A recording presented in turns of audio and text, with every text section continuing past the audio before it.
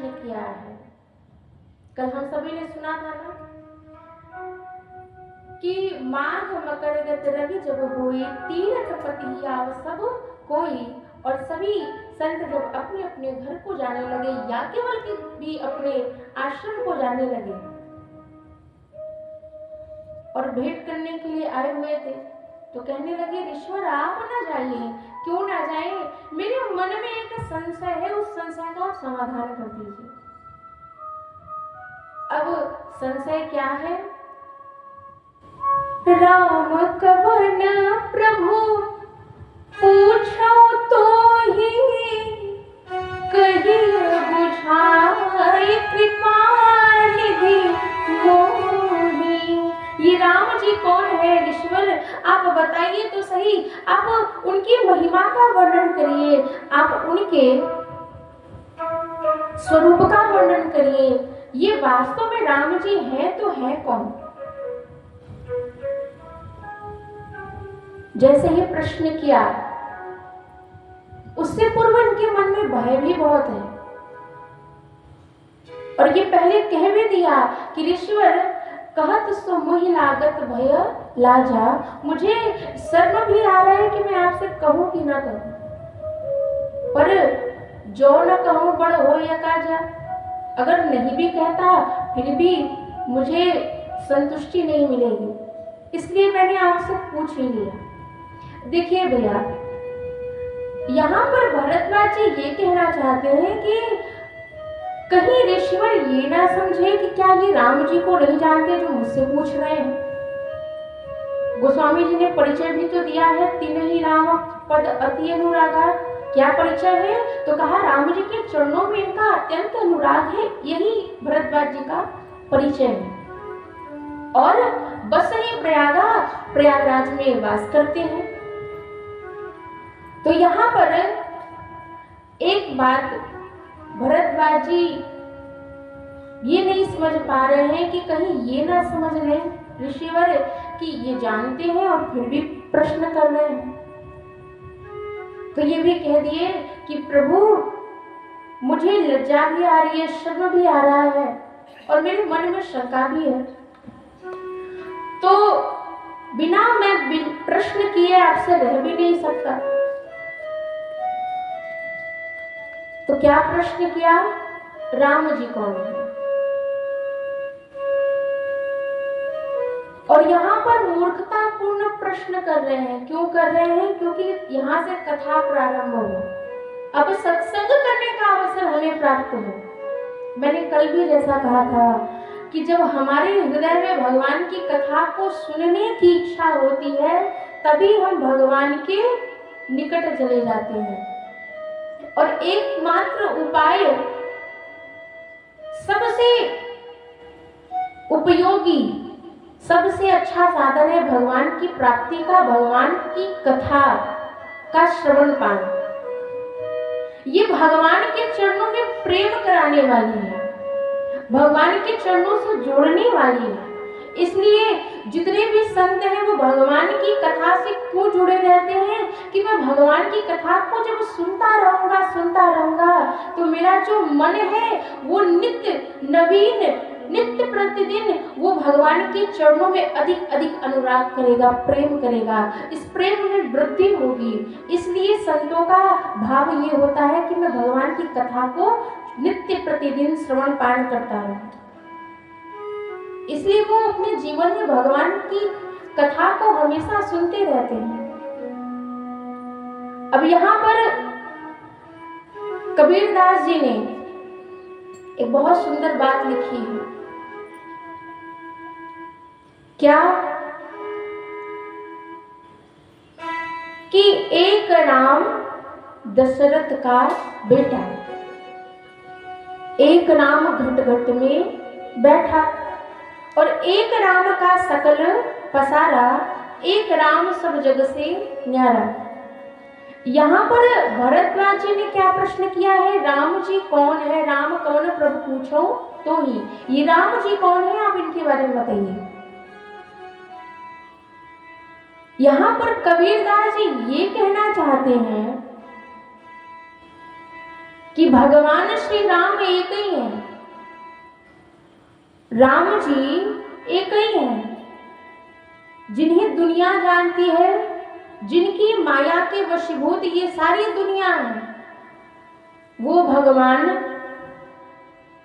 महाराज दशरथ के पुत्र हैं। और वही राम जी सबके हृदय में विराजमान है, सबके हृदय में श्वास के रूप में, प्राण के रूप में है। और जब राम जी ही निकल करके चले जाते हैं तो क्या होता है, इस शरीर का कोई अस्तित्व नहीं। ले जाओ जल्दी से, जितना जल्दी हो। अपने घर वाले कहते हैं कि ले जाओ, नहीं तो भूत होकर के हमें ही खाएं। तो राम जी के ही माया के कारण हम सभी एक दूसरे से बंधे रहते हैं, हमारा संसार चलता है। ये हमारे पिताजी हैं, ये हमारी माताजी हैं, ये हमारे भाई हैं, ये हमारी बहन है।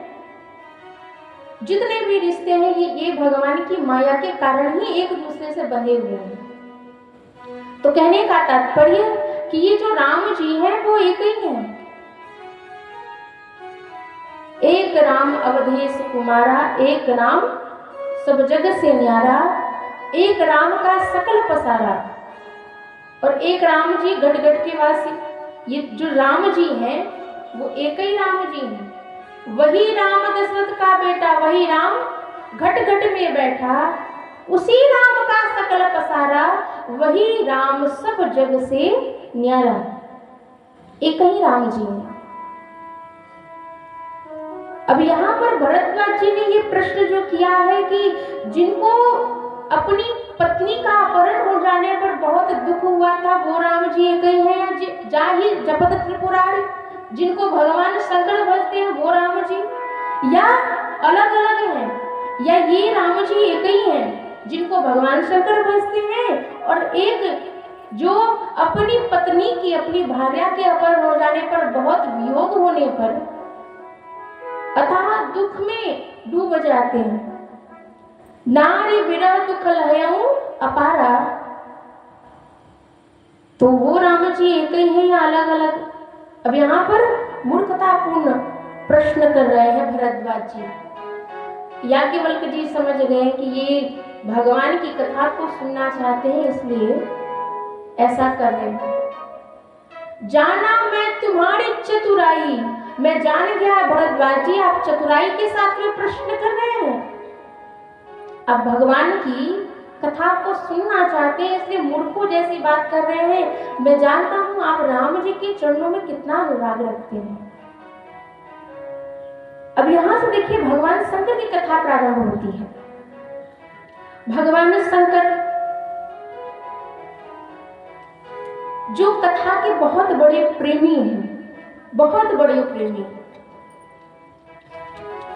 भगवान शंकर को कथा का इतना चाव है कि वो कैलाश पर्वत को त्याग करके पृथ्वी लोक पर आकर के कथा का श्रवणपान करते हैं।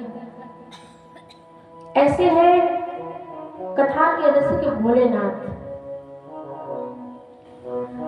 अब यहाँ पर भरद्वाज जी ने तो राम जी के बारे में प्रश्न किया, पर यहाँ पर याज्ञवल्क्य जी क्या कर रहे हैं? उन्होंने सोचा कि मैं पहले भगवान शंकर की कथा सुनाऊंगा, बाद में दूसरे नंबर पे मैं भगवान राम की कथा को सुनाऊंगा। क्यों? क्योंकि वो देखना चाहते थे कि ये राम जी की कथा के योग्य हैं कि नहीं है। देखिए दो बात यहाँ पर उत्पन्न हो रही है। भगवान श्री राम ने खुद अपने श्रीमुख से कहा है, क्या कहा है? कि जो भगवान शंकर की निंदा करता है, जो भगवान शंकर का विरोधी है, वो मुझे स्वप्न में भी प्रिय नहीं हो सकता, वो मेरा दर्शन स्वप्न में भी नहीं कर सकता, और मैं उसे अपना स्वप्न में भी नहीं मान सकता। जो शिव जी का द्रोही है, शिव द्रोही मम दास कहा, वो मेरा दास कहना चाहता है, लेकिन वो मेरा दास नहीं कहा जा सकता, क्योंकि भगवान शंकर से वो द्रोह करता है। तो यहाँ पर शिव कथा प्रारंभ करते हैं, और शिव कथा प्रथम, दूसरे नंबर पर राम कथा। कहते हैं कि आपने ये जो संशयजनक बात की है ना भरद्वाज जी, ऐसे ही संशय की न भवानी। कब? जब भगवान शंकर आए थे तो मैया सती के मन में ये संशय हो गया था कि ये राम जी क्या भगवान है, ब्रह्म है, वही ब्रह्म है या फिर ये किसी राजा के पुत्र है, बेटे हैं, मुझे तो राजकुमार लग रहे हैं।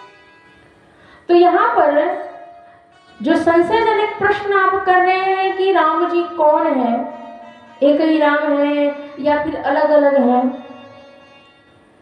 तो सुनिए।